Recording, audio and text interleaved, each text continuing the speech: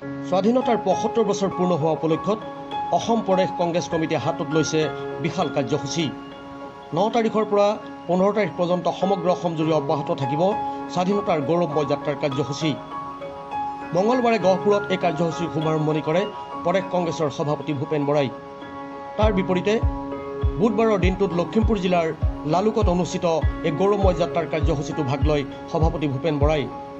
এই কাৰ্যসূচীত ভাগ লৈ সভাপতি ভূপেন বৰাই এবাৰ বিজেপি দলটো আৰু বিজেপি চৰকাৰখনৰ বিৰুদ্ধে সোচ্চাৰ হৈ ক'লে ২০২৬ত কংগ্ৰেছে অকলেই চৰকাৰ গঠন কৰিব।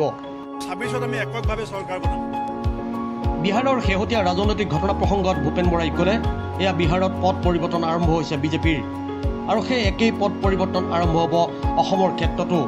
ইতিমধ্যে বিজেপিৰ কাউণ্টডাউন আৰম্ভ হৈছে বুলিও ক'লে সভাপতি ভূপেন বৰাই। পথ পৰিৱৰ্তনৰ ইংগিত বিহাৰৰ পৰা আৰম্ভ হৈছে আৰু অসমত শেষ হ'ব।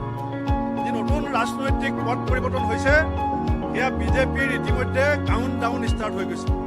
বিজেপিৰ অন্তৰ আৰম্ভণি আৰম্ভ হৈছে, শেষৰ আৰম্ভণি আৰম্ভ হৈছে। আগন্তুক পঞ্চায়ত নিৰ্বাচনত কংগ্ৰেছ দলে কাৰো লগত এলায়েন্স নকৰাৰ কথা স্পষ্টভাৱে কৈ ARDFৰ প্ৰসংগতো ক'লে ভূপেন বৰাই। ভূপেন বৰা কংগ্ৰেছৰ সভাপতি থকালৈকে ARDFৰ কোনো মানুহ ৰাজীৱ ভৱনৰ চৌপাশে তেওঁলোকক আপোনালোকে দেখা নাপায়।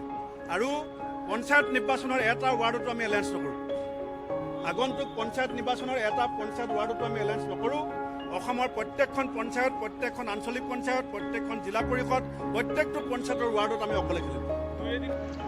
স্বাধীনতাৰ এই গৌৰৱময় যাত্ৰা কাৰ্যসূচীৰ সমান্তৰালকৈ অসম প্ৰদেশ কংগ্ৰেছ কমিটিয়ে কৌশলগতভাৱে সমগ্ৰ অসমতে আৰম্ভ কৰিছে এক ৰাজনৈতিক কুচকাৱাজো। অৱশ্যে সময়হে ক'ব তেওঁলোকৰ এই অভিযান কিমান সফল।